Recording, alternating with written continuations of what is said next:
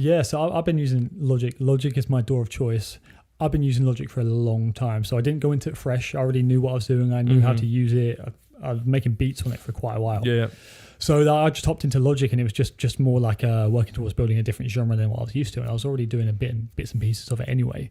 So the actual like production side of it was fairly easy to adapt. Like, it was just like take some inspiration from some music you listen to at the moment, and like just kind of build the structuring slightly different for the track. But technically, I knew how to use the DAW. I mean, as much as you can do, there's always more to learn. You know what it's like. Yeah. There's always something else you can learn. Every day's a school day, mate, isn't it?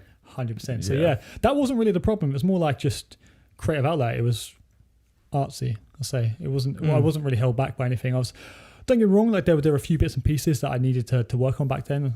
But as of how it went, the technicality was fairly seamless. It wasn't really a problem. Yeah. I also had help from a mix engineer back then, like a guy based out in LA. He's done some pretty decent stuff, and like he'd give me some feedback on the mixes and stuff like that, and polish it up where I needed help with it. So that was another thing where I wasn't really held back. Just throw a bit of money in the right places. You'll get the right advice, especially when you don't know everything you need to know. Simple. Simple as that. Did you I like to ask the questions because when I put like videos up and snippets that people like see like for advice or help and stuff. Did you ever like suffer from like producer block? And if you did, like how did you get around it?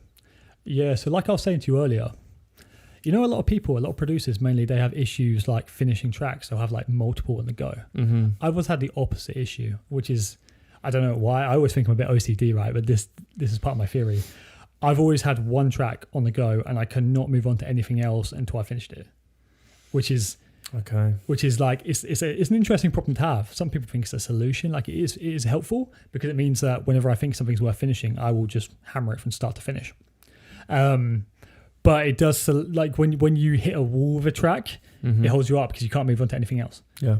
But as I kind of progress now, I'm able to work on like a couple of bits at once and kind of 2 to 3, nothing more than that. I'm kind of stuck. I don't want to open-end it too much with like 10 tracks that I'm working on at once. I want to be able to finish something that I think has promise. Do you know what I mean? Yeah.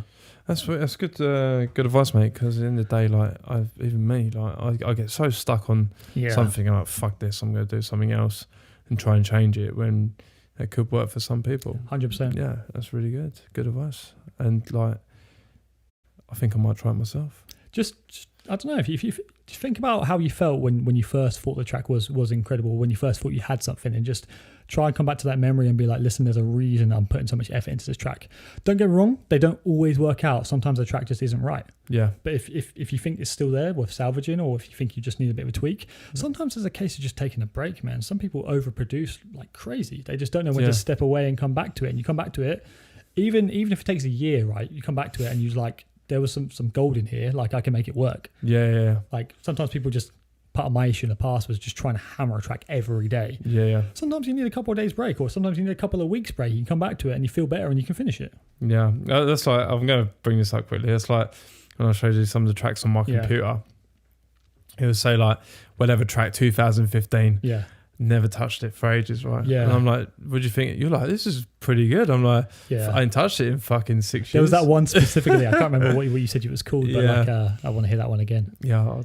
No, if you say to me like, oh, I want this, I actually might put some effort into doing it. I think you should. Yeah, that one specifically was a bit of a belter, mate. But I think just, you know what, people move on to new stuff, but like I do think it's really important to come back to the back catalogue of projects and just like go through it. You never know. There might be a sample in there you want to use. There might be like a baseline you've got that you can put into something better, you know? Yeah, definitely. Yeah. That's good. That's good advice, mate. Because like I say, like I don't think there's any sort of advice that's like the best. I think there's different advice that can benefit other people and stuff like that. So then going into like the production, you're obviously doing that sort of stuff. How did you like go into getting the DJ gigs? Well, to be honest with you, it was kind of spotty because like I was DJing a bit of hip hop before, like at parties and stuff like that around London way. I did actually DJ Liquid once, that is way back when. Mate, that is a medal to have. Yeah, I know. Never again will someone be able to do that. So it's a big one. Yeah, so actually, obviously, specialising in house, like during COVID, there was no gigs. Yeah. Obviously for obvious reason, right? There was nowhere to play. Yeah. So coming out of it, it was really challenging because like I didn't really have the connections in the house space. I didn't really have that because I didn't know anyone. I only really chose to specialize like don't get me wrong. I went to quite a few house nights, but like I was never pursuing the genre. Do you know what I mean? Yeah. And then trying to pursue it in COVID times, it was helpful because I got to connect with tons of people over social media. Mm-hmm. Like really, really easy to connect with people in that kind of time because everyone was just on their phones constantly.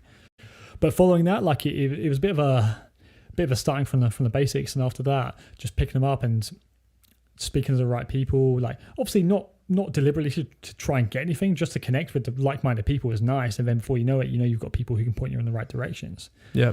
Obviously linking up with the label and like the events company, Grounded Sounds. That's a company which I'm half owner of, and that's helped out a lot because you put on events, you then find like-minded people who also put on events, and then it's so easy just to sort of networking, just to have a chat.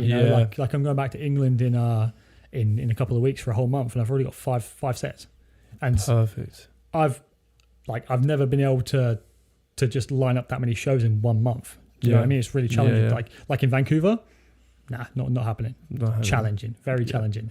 But it's just nice because I've got my business partner back in the UK, and he's building these connections. And obviously I'm involved in a lot of the conversations that he's having, and we're talking about events, and we're booking DJs, and it's nice because I can build the brand in both ends of the world. So obviously we've got meeting people in Vancouver, more label side of things, and like obviously promoters here and stuff like that, but also because he's there, we're also building things while I'm not even there, which is really handy. Yeah. And obviously like he's meeting people who are based here, and I'm meeting people who are there, and when I go back it's just a bit more seamless.